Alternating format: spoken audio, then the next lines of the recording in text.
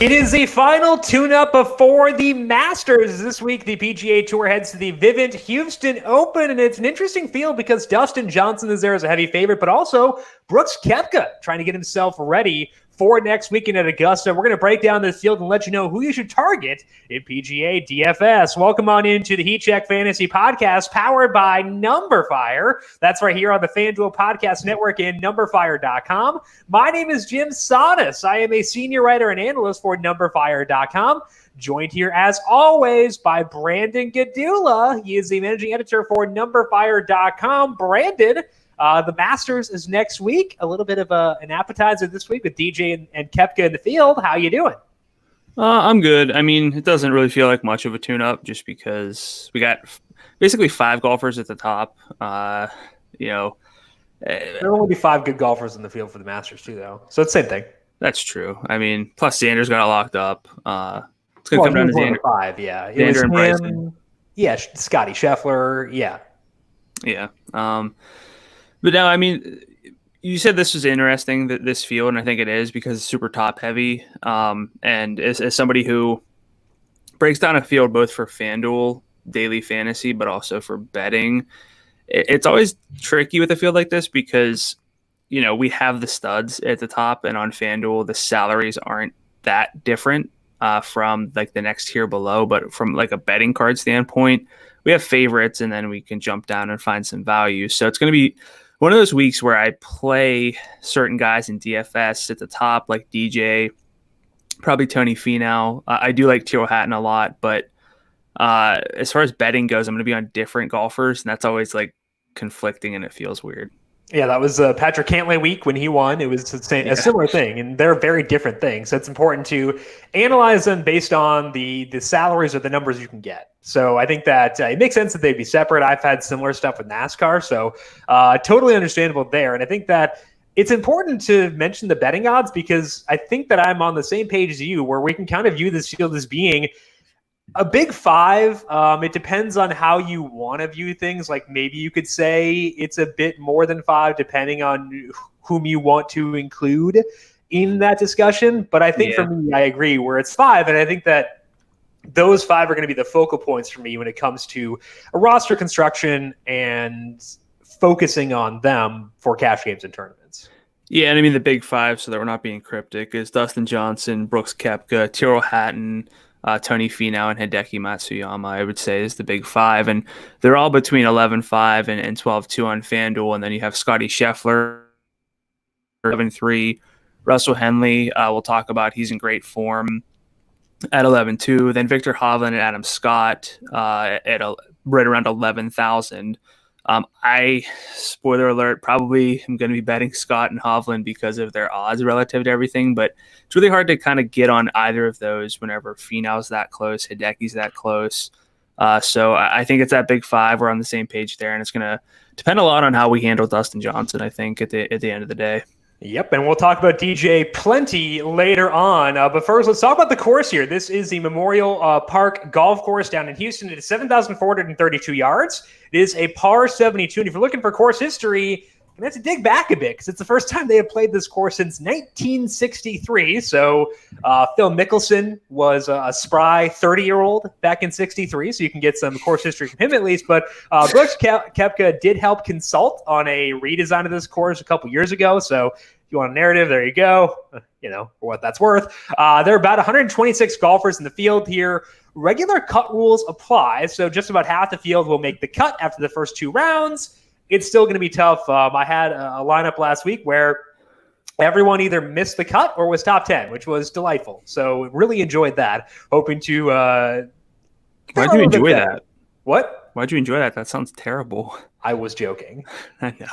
Well, if it had been everyone top 10 as opposed to, 3 guys missing the cut, I would have had a lot more fun with that one for sure. But Brandon, again, we don't know a lot about this course, but when you look at the course and try to dig into it, what do you see standing out based on that research? Yeah, it's just another week where we don't have a lot of information to go off of with the course. They're moving for the first time since 2003 with this event. The greens are Bermuda. I want to get that out of the way. But if you look at the flyover, the yardage book, the yardage is quite long, but the flyover makes it seem like you kind of need the right placement off the tee. There are bunkers that could be in play,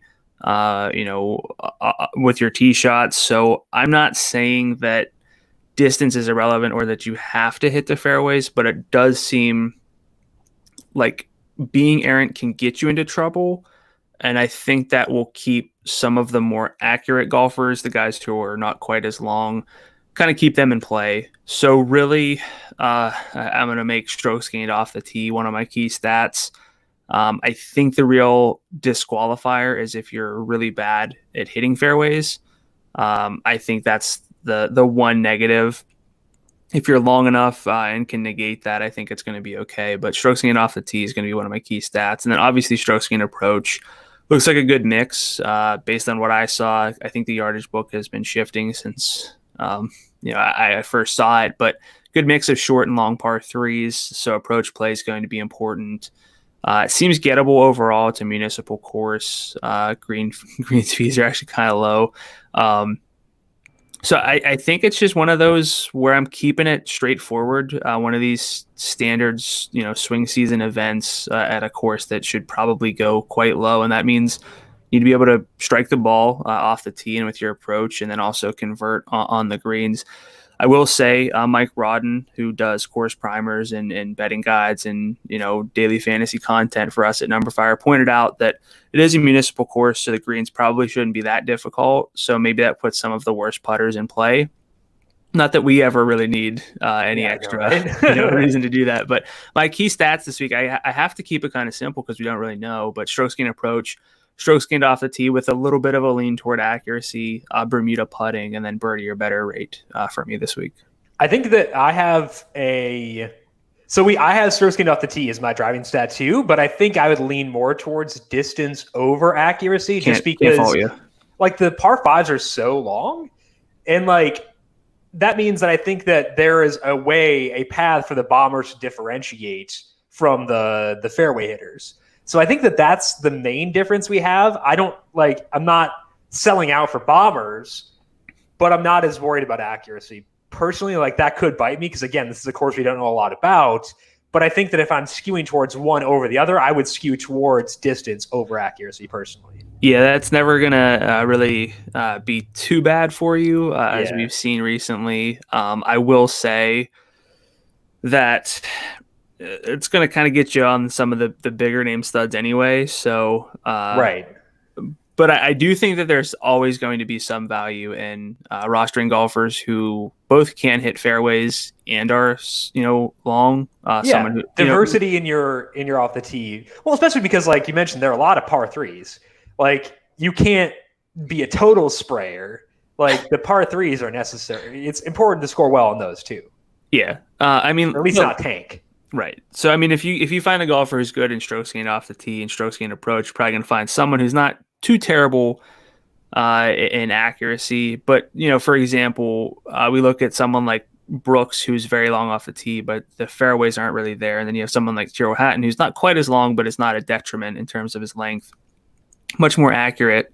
I do think whenever we have something like that, I know maybe Brooks isn't the best example because he has, the narrative this week, but I do think you can at least use it as a differentiator a little bit. I could be way off base in that, but I think what's really in the back of my mind is that if scores go low, it again, I say this often, but keeps more golfers in the mix because if only a few golfers can actually birdie, a par 5, a par 4, that's going to give leverage to the better golfers who are typically longer. But if everything is kind of birdieable, then everyone's kind of in play. So I do think strokes gained off the tee will kind of satisfy that, and you don't have to worry too much about figuring out distance or accuracy.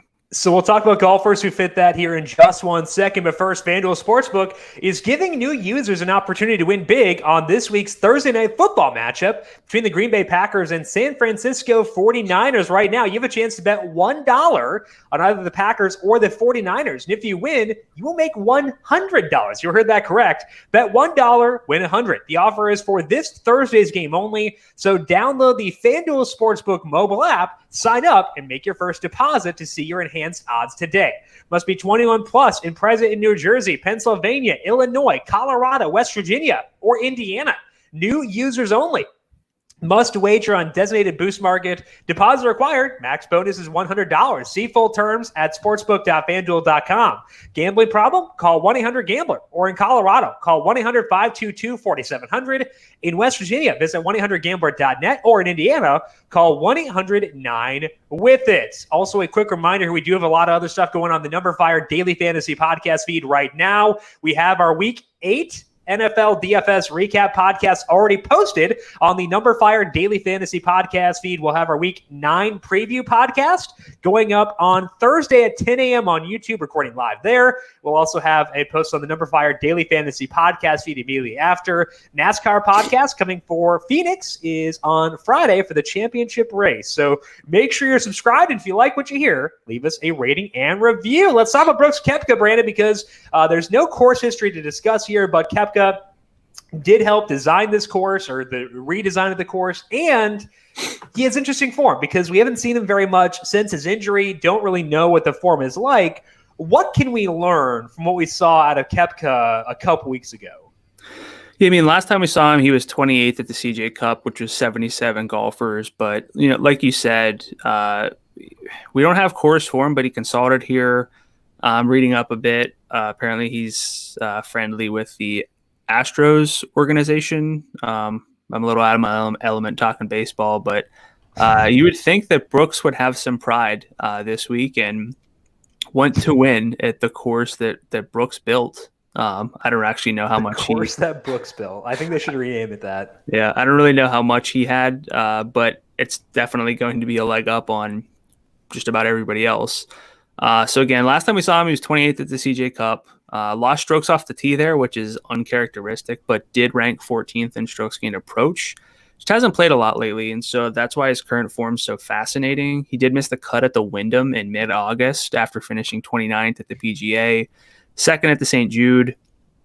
Obviously withdrew from the US Open. I think that you can make the case that the studs are possibly here for more of a pre-Augusta tune-up than they are to grind out a win.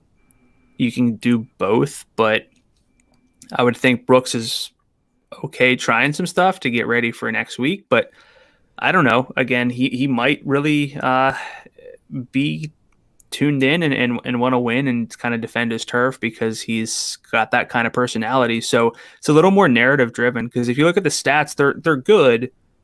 They're not elite, but it is Brooks. So right. I don't know how to handle Brooks just yet this week, because DJ is, the process-based number one by a mile. But, Brooks Koepka is probably trending back up, trending more away from his knee injury. So any thoughts on Brooks here? Well, I think that if you're going to play a narrative with anyone, it's probably Brooks, right? Because we know that he said flat out he doesn't always try. And if he's going to try this week, that makes him interesting. I think that as a result of that, Koepka is someone to whom, I don't think you should full fade Koepka ever, because his upside, if he tries, is amazing. So I would say my guess is that Koepka probably carries a good amount of popularity just because people will talk about this narrative. We're not the only ones who are going to discuss this. And he's a big name. There aren't a ton of big names in the field. So I think inherently he's going to carry popularity. But I still think that he's a good play despite that, because we know within his range of outcomes is dominance, especially because the approach play was good in his first event back. I'm not as concerned about the knee injury. So I think is it dumb to say that you handle Koepka similar to Derrick Henry, where you think about the odds that he burns you and plug him in that number of lineups? Is that stupid? I think that's pretty apt. The thing is, the only way he can burn you is if he wins. And I don't think that's entirely true, because we know that he can make a lot of birdies. He can.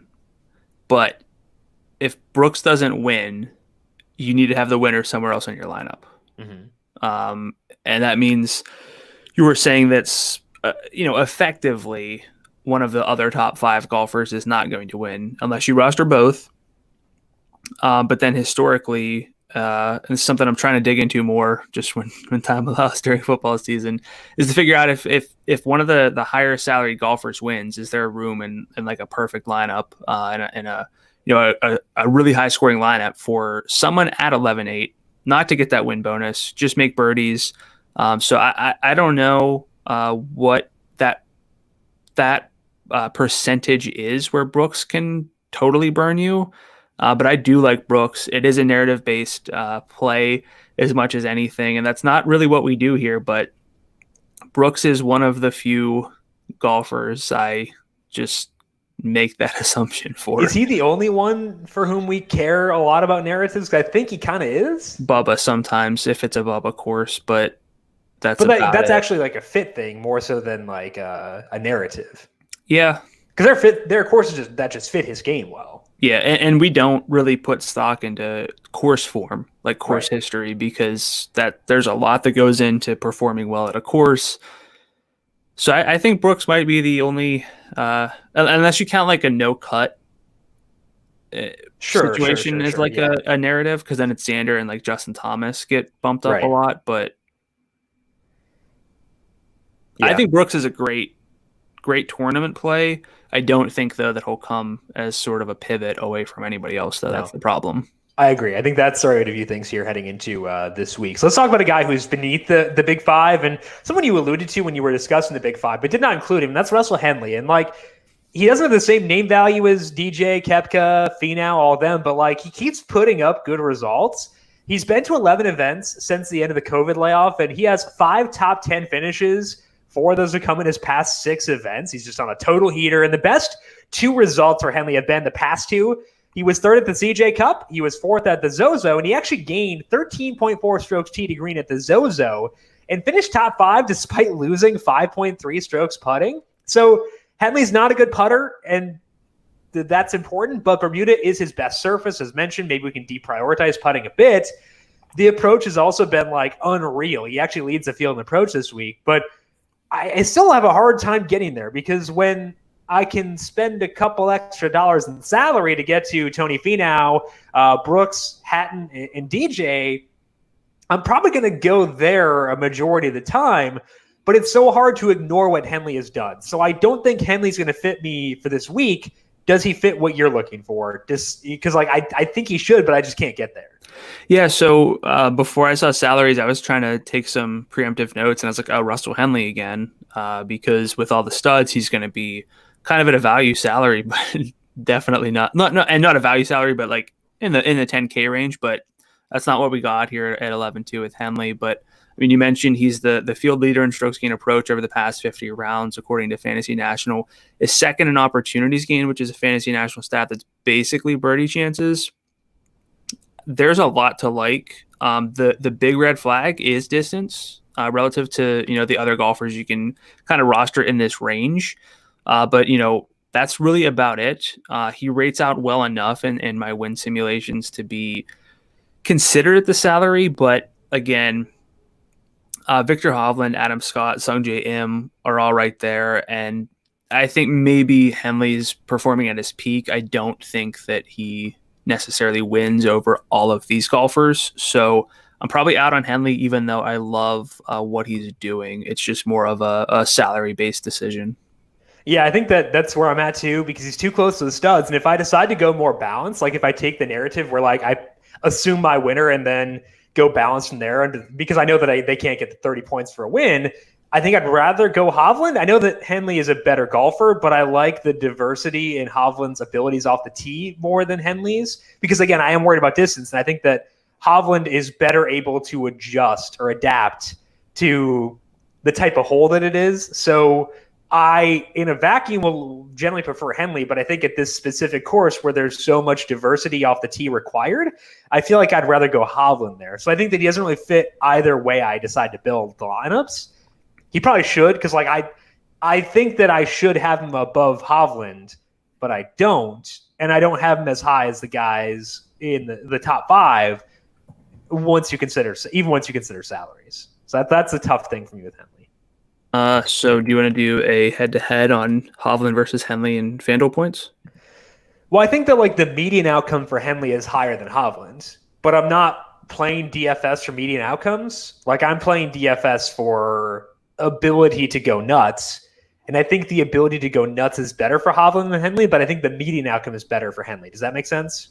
It does. I was just offering you somewhat of an out in a way to get some exposure to Russell Henley without. Oh, so you were saying that I would have Henley? Yeah. I don't know. It's tough because like I think like I said, I think the median outcome is better. Yeah. No, I'm with you. I don't think I want to do that one. Okay. I understand it. I just wanted to if you're not going to play. Are Russell you Henley, definitively Hovland over Henley? It's close enough where I would be a gentleman and let you sweat some Russell Henley. No, I think it's pretty fair. No, I'm okay. It's fair. It's like, fair. You like Henley. You don't want to play. Like, there are a lot of like in Dynasty. Like I get a lot of trade offers that are fair, but I still don't want to do them. Okay. So that's where we're at here. I think again, median outcome better for Henley. 80th percentile outcome better for Hovland. That's why I'd rather, go Hovland. Let's move down to other golfers golfing well right now. And one guy who has been profitable for us here on the E-Check for a while now is Doc Redman. He is $10,400. And if you play the angle of, hey, only one of those top five can win, you want to go balance after that, Redman fits that. So what do you see with him at 10-4?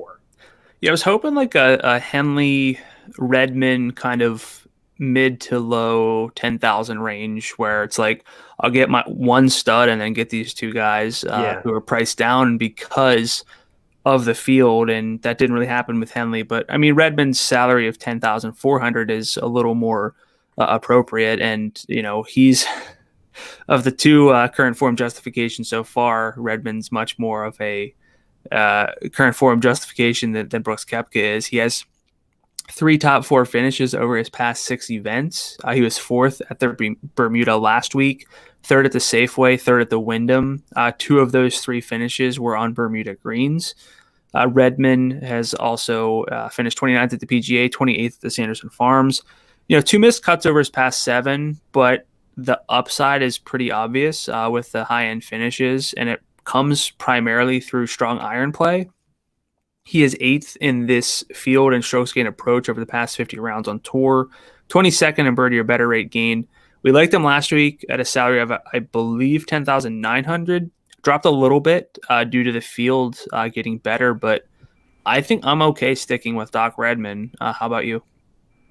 I think that if I take that approach where I decide to go with a more balanced lineup and get just one of the top 5, I feel like he'd be the first place I'd go.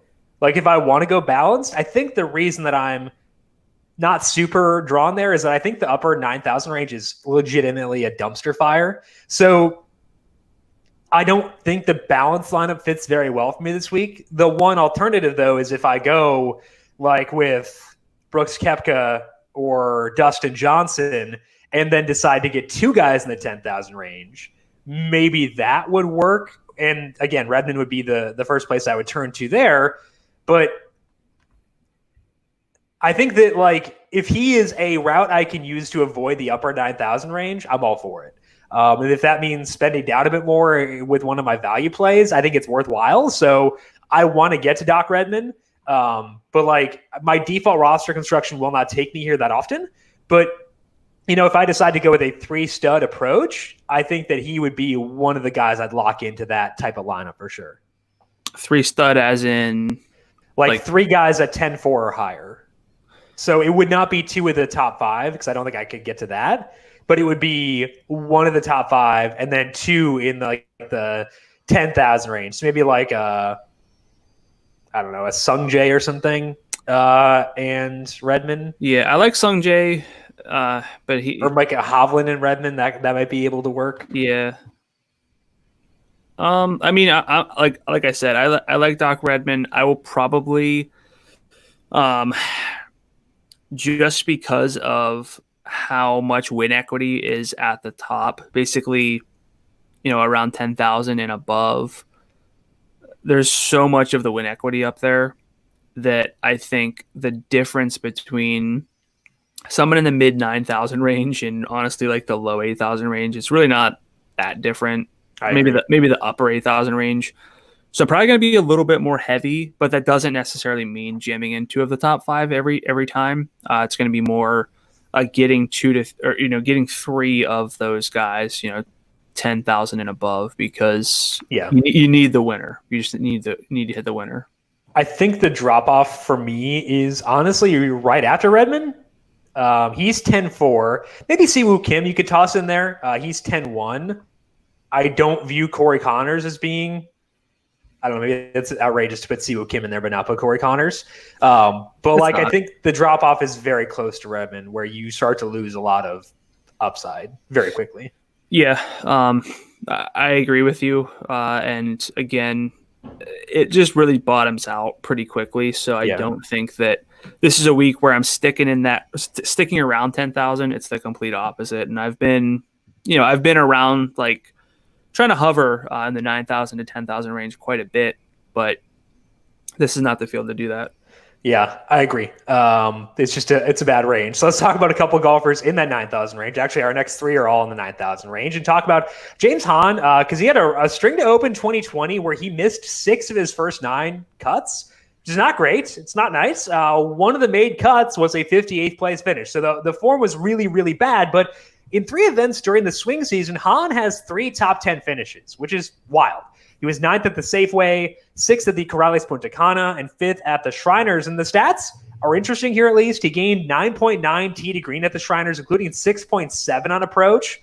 The problem is that it's just 3 events, only 2 of which we have shot link data, and it's not as if he's a value because he's $9,700. So the finishes are good, and I think it's encouraging, but I am inclined to avoid despite the finishes, just because, I don't think there's enough to buy in yet. What about you with Hahn at $9,700? Yeah, not at that salary. It's kind of an easy pass for me. It's not really about him. It's about the salary. It's a super recent sample. We always have to be concerned about buying into recent samples because obviously golfers, and I mean, we're data-based here, but obviously golfers can, quote unquote, get hot and figure some things out. Now, he is hot after, like a 2-month layoff. So maybe he figured some stuff out, but this is not. I'd rather buy into that sample at 8.7 than 9.7. That, and I mean, it's a tougher field this week. If James Hahn destroys me, I'm okay with it. But at the salary, I think we're just kind of buying high, and that's not really how you should operate in daily fantasy golf, because these swings do exist and then things start to level back out eventually. If you're thinking about things in terms of probability, the odds that he's the guy who burns you are not that high. So I think that I feel pretty secure, like you said, in holding off. If it continues, cool, I'll buy in then. But it's not like we're buying low here. So I think that makes it pretty easy for me as well. So let's move on to Mackenzie Hughes, $9,000. I think this is where things start to pick back up, where there are golfers I actually don't dislike. It's around 9,000. So what do you see with Hughes? Is he someone you should have on our list for this week? So Mackenzie Hughes is like the antithesis of the heat check. Someone who just has a really good short game, not a good ball striker, but he's got some really high-end finishes since the restart. 6 top 15s, 3 top 6s as well. Obviously gets it done with the putter, gaining strokes in 10 of the past 11 measured events in that span. But he's good on Bermuda. He's the best overall putter over the past 50 rounds in this field, according to Fantasy National. And, historically, he's neutral at best. His best performances, at least from a predictability standpoint, are not losing strokes from ball striking, but he does gain both around and on the greens. So again, just not what we look for, but he's 17th in birdie or better rate, despite ranking 108th in opportunities gained. So what that means is that he's putting really well, and usually that's what we look at as a place to, just avoid. But that's who Mackenzie Hughes is. And, according to Fantasy National, Hughes loses no strokes tee to green on average on courses that are easy to par over the past 50 rounds. So he doesn't really fall behind whenever it's playing comfortably below par. Actually loses 0.1 strokes putting, so that could mean that his putting leverage is negated, but By comparison, on courses that are difficult or close to par, he loses about 0.3, 0.4 strokes tee to green, gains a stroke putting. So assuming this course is easy to par, he should be able to be neutral tee to green and then putt really well on these easy greens. So I don't know if this is really saying that he's going to be in a worse position because he's not going to be able to gain as much on the easy greens, but he's also going to be better tee to green. And anybody who putts as well as Mackenzie Hughes does can keep himself in contention, make a cut whenever things are not going well. So if he's not going to get into trouble tee to green, I mean, it feels like Mackenzie Hughes is bound to make a cut and has upside because he can convert birdies, right? I mean, maybe. I feel like the issue that I have is like, it's not just the putting, but it's also like the around the green play where he gains. And like, I am taking up the mantle of Brandon Gdula this week and saying how many stroke or shots is he actually going to have, quote unquote, around the green this week, given that there are so many par fives and par threes relative to par fours. So like, I think if we're downplaying around the green play, he loses some of his appeal. And like, that's where I kind of lose out on Mackenzie Hughes. Is that me trying to justify not being on a guy with bad ball striking? Look, I just, the finishes are good. The ball striking is bad. The short game's good. It's just who Mackenzie Hughes is. I don't think you're doing yourself a disservice by trying to logic your way out of Mackenzie Hughes. But I do think that if we can trust the data that he's neutral tee to green on courses that should play easy, which I do think this should play pretty easy based on the setup, then he can just out-putt everybody still. Even though it hasn't been shown in the data, it just still makes sense that Mackenzie Hughes is going to make a lot of putts because it's just who he is. So I'm not saying I love Mackenzie Hughes. I probably won't even really get there, but I did want to dig in to the current form and see if we can trust it. Usually with guys who don't strike the ball well, we don't trust it. But I don't think he's a terrible play this week. So no, I think he's defensible. I think that there's other guys like more in this tier, and that's like, again, I think that the high 9,000 range is hideous. The low 9,000 and the high 8,000 range is pretty good, actually. So I think I'll wind up there over him. One of the guys who is the opposite, he's Bizarro World Mackenzie Hughes, is Eric Van Rooyen. So let's talk about him here because it feels like he's been disappointing recently, but the stats are always still good. And I want to see if he's a worthwhile option to chase here. he's been 11 events since the end of the COVID layoff. He's missed 4 cuts in that time, which is annoying, but he was also 51st in one of the cuts he did make. But in the other 6 events, once we lop off those 5 bad ones, he has been the top 30 each time. That includes 2 Euro Tour events, but he was also 23rd at the US Open. He was 20th at the WGC St. Jude. So he can do well in tougher fields. Can we do well in a not as tough field? He's a really good ball striker. He's at least better on Bermuda than he is on bentgrass. So are you into Eric Van Rooyen at $9,300 this week? I am. He's great tee to green. Can make a lot of birdies. It's just, can he putt well enough? Like, he should be able to putt decently here. But we say that a lot about golfers, and I've really tried to take putting more seriously and not treat it like it's completely random, because it's not. Yeah. He's 88th in overall putting over the past 50 rounds on the PGA Tour. Like, I still like Van Rooyen. Statistically, he should be safer than Mackenzie Hughes based on how they profile, but... Do you want to do a bet? That's like... I'll give you plus 3 points for Mackenzie Hughes. Just straight up FanDuel points? Yeah. Mackenzie Hughes plus 3 versus Van Rooyen in FanDuel points. I'll take it. It's not a huge discrepancy. If you want to wiggle that number around, we can talk. You want to do plus 5? Just give me 5 and make it simple. So Mackenzie Hughes plus 5 versus Eric Van Rooyen for FanDuel points this week, right? Yeah. Okay, I can do that one. I just I don't know. I think at this type of course where it is so much based on approach play and so much off the tee, I think that I want to emphasize guys who can do well there, and I feel a lot better about Van Rooyen doing well there than I do about Hughes. Like I shouldn't have made the bet because we can withdraw it. I don't care. It's no. fine. I mean, I don't. Doesn't. I'm not a bookmaker. I'm not making any money off of this. I will play Van Rooyen in DFS. I might not play Mackenzie Hughes. Okay. But I don't think that the gap is as big as I would traditionally say it is, because Van Rooyen is a huge liability on the green still. Yeah. Hughes is probably going to be okay tee to green because the course should be fairly easy. Okay, fair enough. We can withdraw that one if you want. I'm okay with it. You finally won one last week. I'll give you some momentum. Which one did I win? I don't. We only had one. It was Max Homa versus Chess and Hadley, which wasn't. They were like $600 apart, so I don't know why. How did Chesson do? I forgot. I can tell you he scored 82.5 FanDuel points. Oh, okay, we'll take that. Chesson, baby.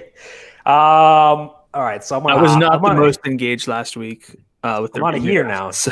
You can't slow this down. So just so you're aware, you're toast. Let's take a look at what bookmakers are saying here and talk about Dustin Johnson, because he is the runaway favorite. He is plus 750 at FanDuel Sportsbook, and nobody else is shorter than 16-1. Tyrrell Hatton is 16-1. Brooks Koepka and Hideki Matsuyama are both 20-1. Then we get to Russell Henley, Scotty Scheffler, and Tony Finau at 22-1. Sung J M is 27-1, followed by Adam Scott and Victor Hovland at 30-1. Jason Day rounds at the top group. He is 37-1. So, Brandon, let's just talk about it. How are you handling DJ this week in cash games and in tournaments separately? Cash games, lock them in. Mm-hmm. I don't see any reason not to. The salary is not that different from the golfers right below him. It's not just a betting odds thing. It's just a process-based, stats thing. He's really that far ahead of everybody else. For tournaments, I don't know if this is a bias just because I've researched it, but I mean, he's going to be way more popular than his win odds are. He's going to be like 40% rostered, and his win odds are roughly 10%, give or take a few points. Like, if he doesn't win, he can still be in like a high-end lineup, but you're going to have to get the win from somewhere else, obviously.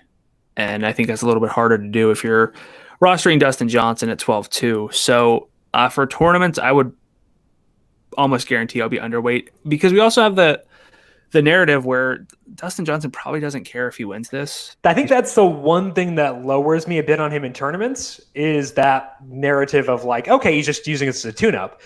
I think Dustin Johnson can still torch a field in that situation, but it's enough where normally in a field like this, where I think that one golfer is a full tier above the rest, I'm comfortable going like 70% on that golfer.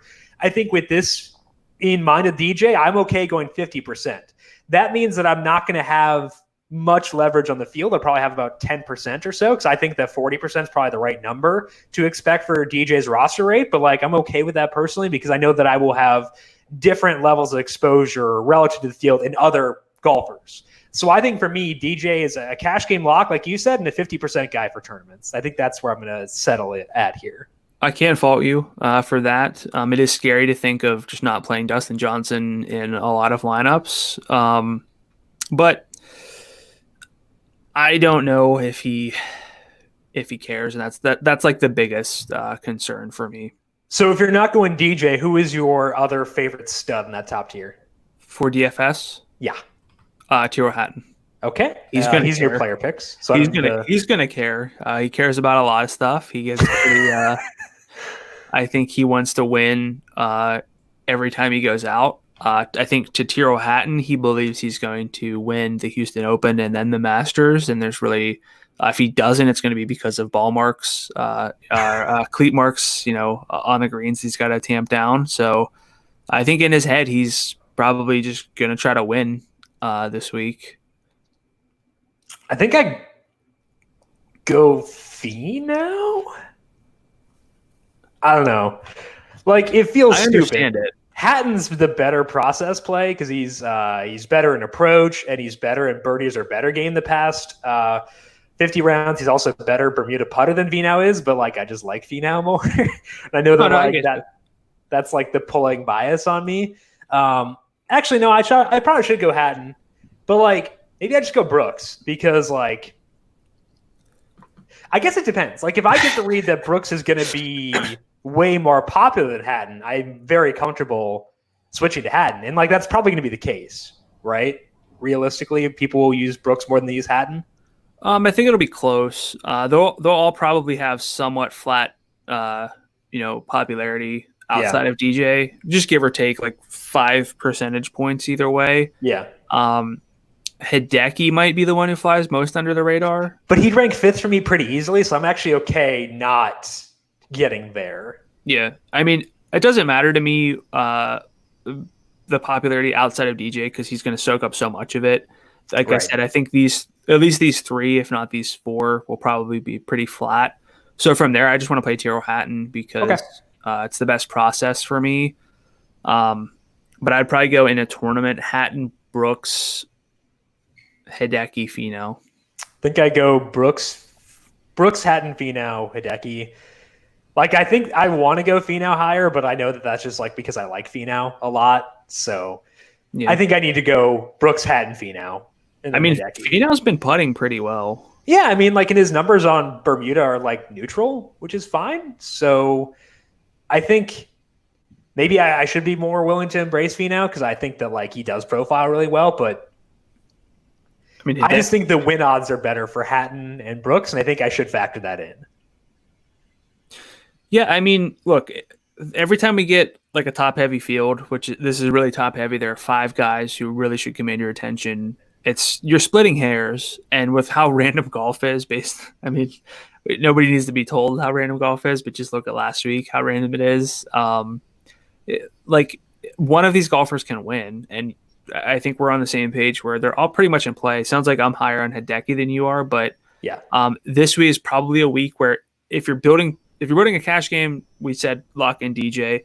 If it's a tournament, probably pick 1 or 2 of these guys to build around and not try to play all of them. Yeah. That's probably how I would play it. Like, I think you need to go in your head. We talk about this a lot with like running backs in football. Like, actually rank them in your head relative to salary. Like, actually rank them so you know how you're prioritizing them and then go from there. I think that's a key for this week with these studs because you realistically can't play all of them.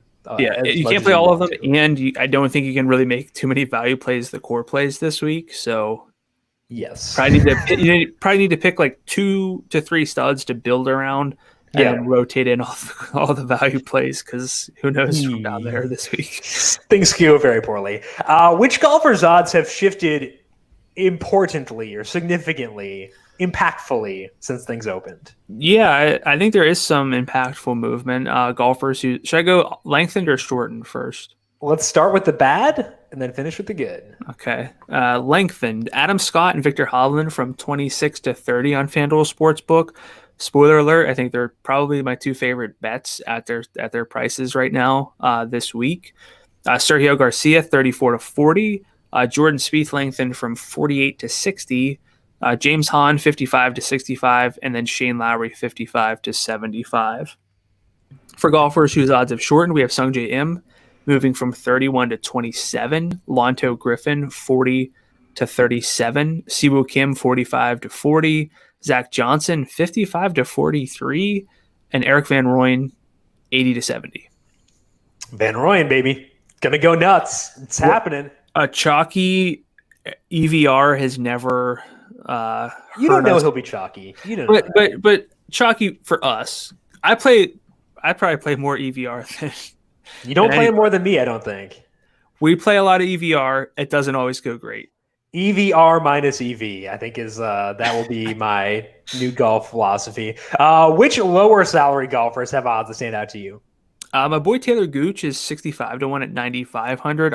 I think Gooch is actually pretty decent for that range relative to other guys in that range. Yeah, there's another golfer in the 9,000 range that I have higher, but if I had to go with somebody else, I would probably just be Taylor Gooch. So he's really interesting to me.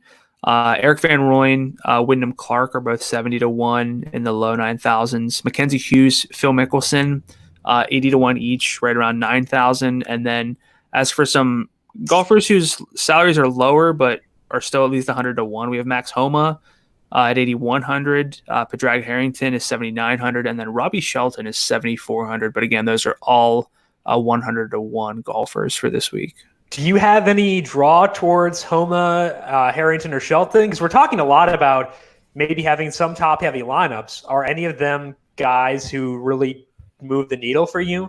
I'm okay with Max Homa again, probably just because I have my own personal biases and I like him. But there are, let me see, I think 2 golfers I'm about to talk about. Yeah, two other golfers at 81 or below that I'll get to in a second. So I'm okay with Homa. I might be okay with Shelton, even though he's not a good process play necessarily based on the stats. But I do think that I'm going to be in the 7 and low 8,000 range a lot more, I should say, than I typically am, so that I can get access to the studs, right. Which again goes to show you, I believe that the right play this week is probably pick 2 to 3 of the studs to build around, and then cycle in the guys down here, which are a lot less safe and have a lot less win equity. I agree. So let's move into our player picks, because weather this week looks good. I looked at wind, thinking there'd be something weird in Texas, but there's no wind. That's nice after the NFL weekend. Gosh. I don't sleep well on weeks there are a lot of wind in NFL. I know that's dramatic, but it's true. It could be because other stuff happening, but I didn't sleep well. It's annoying. I get very stressed about wind. So thankfully there's nothing here. So at least there's that. Moving into our player picks, Brandon, starting off in the upper tier on FanDuel for the Vivint Houston Open. Who stands out for you this week in DFS? I'm going to stick with Tyrrell Hatton as my favorite play, who's not named Dustin Johnson. Hatton is part of that big 5 this week with DJ, Hideki, Brooks, and Tony Finau. If you're playing a single lineup, I think you have to have at least one of them this week, even if it's not DJ. There's just so much win equity combined between them, whether that's based on simulations or just the betting market. And the drop to the 10,000 range is, it's not enough salary relief whenever you consider the fall off and expectations here. So I think with Hatton, what makes him my favorite outside of Dustin Johnson is that he has the fewest question marks. He is 5th in strokes gained approach, second in birdie or better rate, 26th in Bermuda putting. I look at a 100 round sample for putting splits. He's got 66 rounds, which is viable. Again, I think Hatton just has the fewest problems outside of DJ, so he's my number 1. Yeah, I think he makes sense. I am slowly getting higher on Hatton than I was initially. I think that I was probably just too low. It's not like a wishy-washy thing. I think it's an adjustment, a necessary adjustment. I think that he does make a lot of sense. Let's talk about DJ though, because we didn't really discuss why we like him outside of the fact that he's Dustin Johnson. But I think for cash games, you lock him in. For me, it's 50% in tournaments. And the reasoning is that he was on just a disgusting heater before he tested positive for COVID. He had 5 straight top 6 finishes. 2 of those were wins. 2 others were runners-up. So the 6th place finish was bad. From August 2nd on, here are DJ's strokes gained tee to green in each event. 6.6, 6.3, 18.1, 8.2, 4.7, and 11. That is disgusting. So he's a lock for cash games. For tournaments, again, usually I'm willing to go very overweight on guys who I think are in their own tier, and DJ is that this week. As a result of the Masters being next week, I will lower that a bit, but I'm still going to be 50% or so with DJ in tournaments. So I think he's the top guy here no matter what. And I understand where you're coming from, but I think your logic makes a lot of sense, but I just I don't know. I can't say no. Say no to DJ, regardless of other stuff. I'm there. Oh yeah, I mean, it's not like I'm out on DJ. It's just more of a I don't think he's a must play in cash games. In tournaments, it's really hard to get away from him for that fear, but I still think that if he doesn't win, he's not going to be worth it. And I think that just knowing how popular he'll be, there's still more leverage in just being, having a lineups at least without him. Have some. So are you going to be closer to 10% just to be in line with his win odds? Oh no, I'm not that low. I'm talking more like. What was your number for 50 for tournaments? Yeah, I think I'll probably be around 40. Oh, okay, cool. No, it's more of a. I don't think you play Dustin Johnson in if you're making 10 lineups. I don't think you play him in every single tournament lineup. Okay, cool. All right, then we're on the same page pretty much. Who else are you looking at here in the upper range?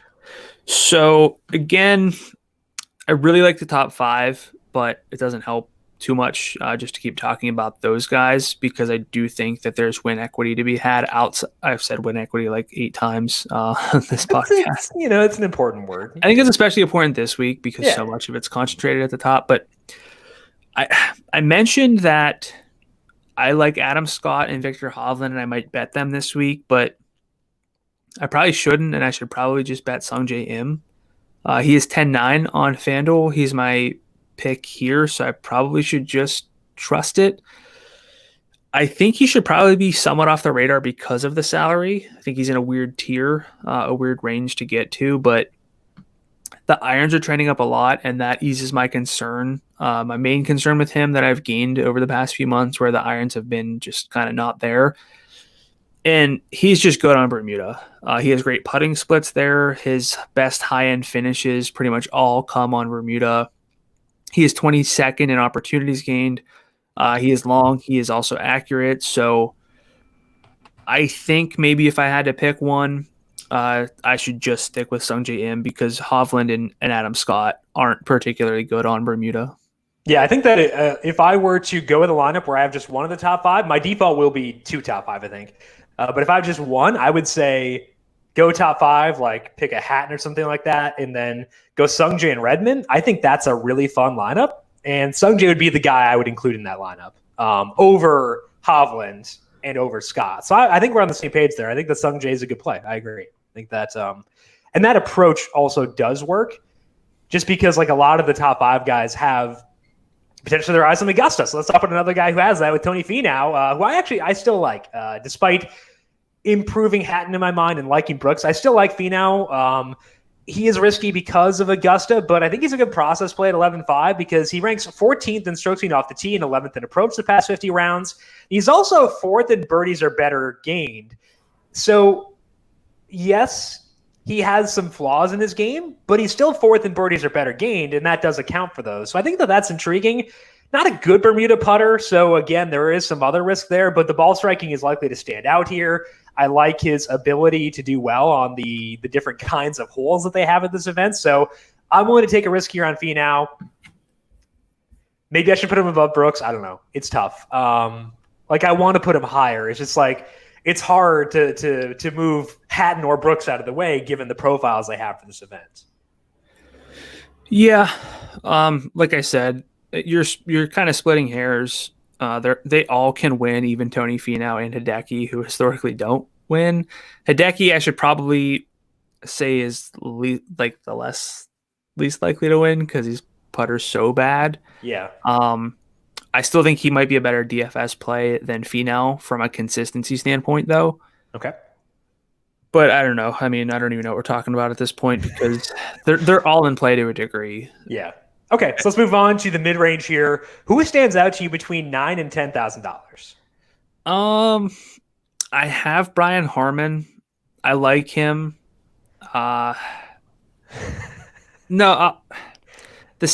Realistically, the salary is really off-putting. Yeah. So I'm gonna hop down. Yeah, I'm gonna hop down to Taylor Gooch. Okay, cool. On the fly at 95. I still like Brian Harmon, but the $400 savings can maybe go a long way this week. Gooch is someone I play a lot. He's really balanced. He is 54th off the tee, 55th in approach, 46th around the green. No, those aren't all amazing. None of them are amazing, but none of them are also they're not bad. He's 19th in putting over the past 50 rounds, 31st in birdie or better rate gained. And on Bermuda, he is 59th over a 98 round sample. So really no flaws with Taylor Gooch. And I think it's going to be much more realistic to get to Taylor Gooch than it is Brian Harmon. So I'm gonna go with Gooch here. Well, I mentioned that I liked Gooch relative to this range. So I'm on board with you there. I almost had him in my player picks. I didn't wind up there, but I almost had him. So he's very interesting to me. My first mid-price play is actually down to 93, and that's Sam Burns, because again, I just don't like the upper 9,000 range. So I'm just going to skip it and go with Sam Burns instead, because the approach play here is not a strength. He ranks 58th in approach the past 50 rounds, but everything else with Sam Burns is like dynamite. He is 3rd off the tee, 6th in birdies or better gained, and 2nd in Bermuda putting over the past 100 rounds. And that's amazing for a guy who is $9,300. And it's not like the approach play is bad. He can have spike weeks there. He gained 4.8 at the Workday Charity Open, 2.3 at the 3M Open, 3.1 at the Safeway. So, like, I like Burns a lot. I think that he is a great play for the salary at $9,300. Brandon, where do you sit on Sam Burns this week? I think he's my number one in this cool. range, honestly. I wrote him up on numberFire, listed a lot of the same stuff you did. Really long off the tee, really good off the tee, can make birdies, is good on Bermuda. I mean, I don't know what else you want from someone in this salary range. Yeah, I think that I would put him above Van Rooyen. Would you as well? Yes. Okay, cool. So talk to me about Van Rooyen, who is your second player pick. But I think that, like, they're both really good plays. I just prefer Burns. Yeah, I mean, look, Van Rooyen is really, really good tee to green. He's 12th over the past 50 rounds. He's 12th in birdie or better rate as well. It's just basically from the angle that he could pick apart this course, score a lot. He's just not a good putter. The sample on Bermuda is really small, so I don't want to put much stock into that. But he should be one of the best tee to green golfers in this field. It's fairly predictable, fairly predictive, kind of week to week. The putting is less so. He's 88th over the past 50 rounds. I just think for the salary, there's still enough upside and somewhat of a floor to go with Van Rooyen. So again, I bet you Hughes +5 over Van Rooyen, but I think both of them are in play, honestly, at this range. Yeah, I like Van Rooyen too. I just have him below Burns, but I think he's a very good play. And I had Van Rooyen as my player pick there initially too, but I decided to change to Burns because I liked him more. Let's talk about Kevin Streelman because he doesn't putt well, which is never fun, but I think the mid-range is a disaster, so it's hard to find enough guys to talk about here. And we at least know the ball striking will be good with Streelman. He ranks 34th off the tee, 28th in approach, and 25th in birdies or better gained. And again, that mark includes putting, so it's not like we're just glossing over that or anything.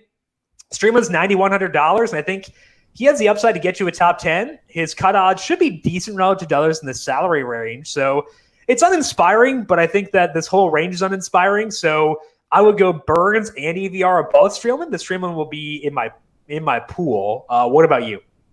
Yeah, I like Streelman as well. He and Van Rooyen were just kind of others to consider for me this week in my primer.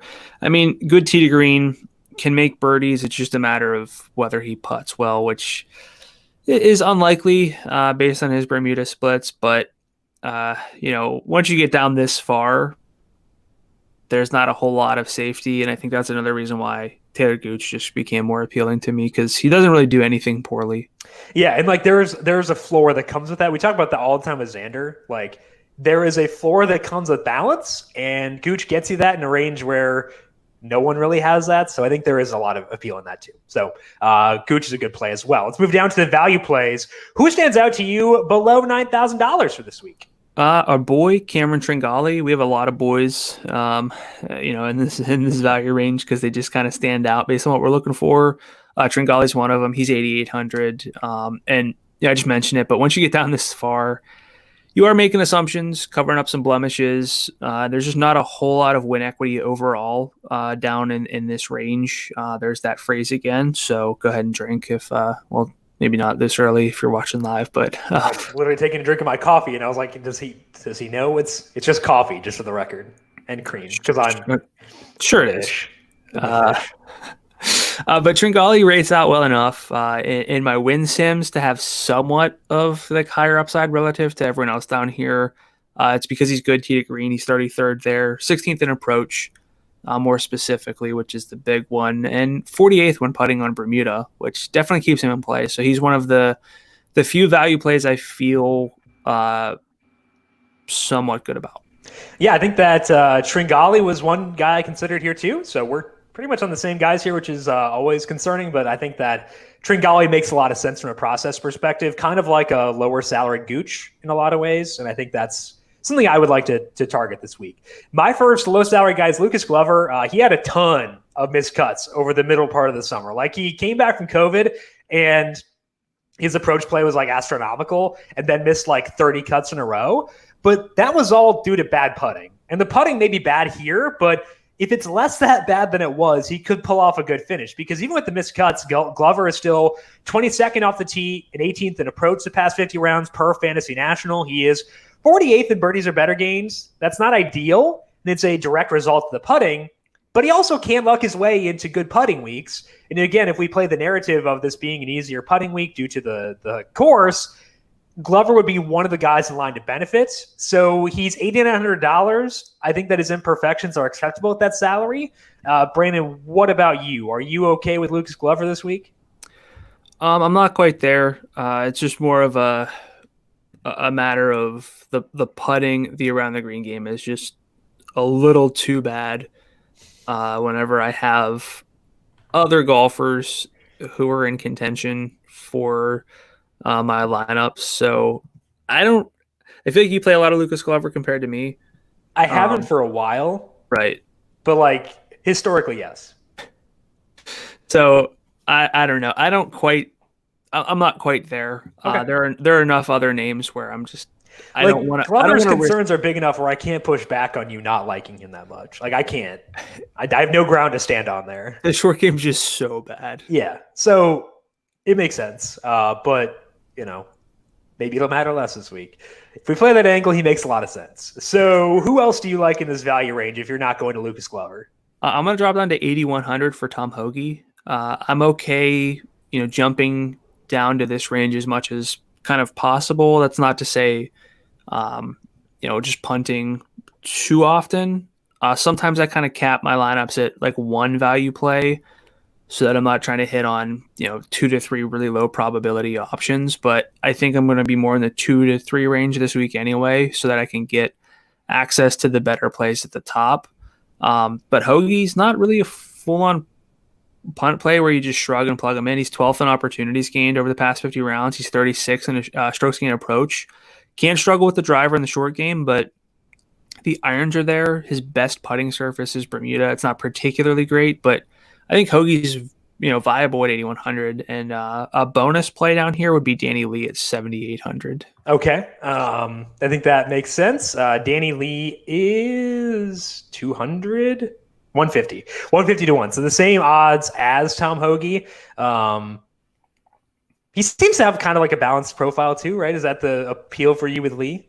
It's more. I mean, his data can be all over. Yeah. Okay. That was the note I made in my primer, but he's not going to putt well, but he can still finish well because the ball striking can be that good. Yeah. And if you're down here, you're not having safety anyway. I mean, Sepp Straka's down here. He can light it up with irons as well. He's 8,400. So I mean, you have some options, but again, don't play like 30% of these guys unless you're only playing like.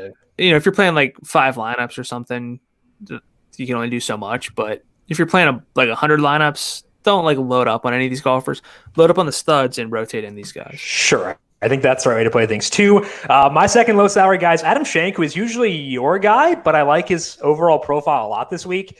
Specifically, Shank can score. He's 29th in birdies or better gained over the past 50 rounds.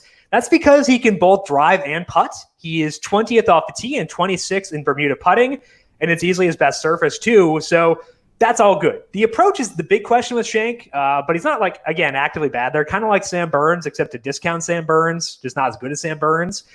He has made 10 straight cuts. He has not finished better than 26th in that time, but he has shown the necessary components for a good finish, even if the necessary finish the finish hasn't been there. So I think that's good enough for me at $8,700. Brandon, are you on Shank again this week or no? Yes, I am. I would have taken him if you didn't. Good Bermuda putting, good balanced driving stats. Top 30 in birdie or better rate gained. 10 straight events where he's played the weekend. So moving into player picks, I'm assuming that you won the bobble hat. I did. Okay. So because you're going to complain if I don't, I'm going to keep Dustin Johnson on the board for you. Like usually the situation where we would lop him off. I'm not going to do that this week. You can have Dustin Johnson if you want him. Because you won the bobble hat. I always say be better, win the bobble hat if you want to pick those guys. He's on the table. And the second option must be, let's go 60 to 1 or longer to win. Ooh, 60. Because okay. Corey Connors and Brian Harmon are the only guys who are in that range. So let's just go longer. Yeah. I would have taken Harmon. So I'm going to take Dustin Johnson because somehow to you it's I'm being charitable. Justifiable to leave him in the Tour Championship. A 30. I left him in here too. What do you mean? You can't argue it. I left him for you. You had to pretend like charitable. You were doing me a favor. I am okay. Not lopping him off in a 30-person field is a lot different than not lopping him off in a 126-person field. Okay. Well, I will say I'm leaning toward betting Sungjae Im, Adam Scott, and Victor Hovland in that order. But for this purpose, when I just need to hit a winner, I got to go with DJ. Okay, so that means that I should go with my long shot first, my long boy. Taylor Gooch is there. That's interesting. Eric Van Rooyen is there. I find that interesting as well. HV3, the siren song calls my name one more time. I'm going to go... So it's between Gooch and Van Rooyen, and I feel like I should go Gooch. I'm going to go Eric Van Rooyen. I'm going to play the angle of putting mattering a bit less and go Eric Van Rooyen. So give me Van Rooyen as the longer guy. For the shorter person, I will go Hatton. I think that he's just the best option outside of DJ, so I think I will go Hatton there. I think maybe I don't know. Maybe you're not this high on him, but there is Sam Burns out there. I really like how he sets up. It's between Gooch and Burns for me. I think Burns is like a good actual bet at 90-1, right? Like for fun. Yeah, there's a lot of value on that. Gooch is a little more realistic. It's gonna be tough.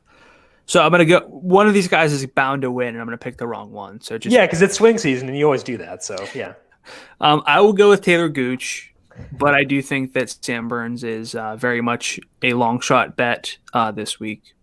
Okay, so you have Dustin Johnson and Taylor Gooch. I have Tyrrell Hatton and Eric Van Rooyen. We're just going with full-blown Euro Tour for me this week. Brandon, any final thoughts before we close up shop and send the people away to make their lineups this week? I think the real play, which we've kind of settled on, is focus on the studs and then rotate in your values. If you're building just one lineup, probably just play DJ and don't worry about it too much. Yeah, and I think that there are some value plays worth prioritizing, but it's also worth keeping in mind value plays are value plays for a reason, and that's why we want to build around the studs rather than them. Like, I have a ton of confidence in Sam Burns. I can't be as high on him as I am the studs, despite the fact that I do think that he's really good. So keep that in mind. I would vary roster construction a bit this week just because I think there are two-ish paths where you go two in the top five or one and then kind of balance after that. But vary things up and see where that takes you. That is all the time that we have for today. Back again on Thursday, 10 a.m. Eastern on the FanDuel YouTube page to get you set for week number 9 of NFL DFS. Make sure you subscribe to the FanDuel YouTube page, but also the numberFire Daily Fantasy Podcast feed where this will be posted immediately afterwards. Our listener league for the Week 9 NFL slate is posted. You can find that by going to FanDuel.com/league/listener league. I'll put a link to that in the Week 8 recap podcast immediately after this. Brandon, people have questions for you on Twitter. Where can they find you there? I'm at Gdula13, GDULA13.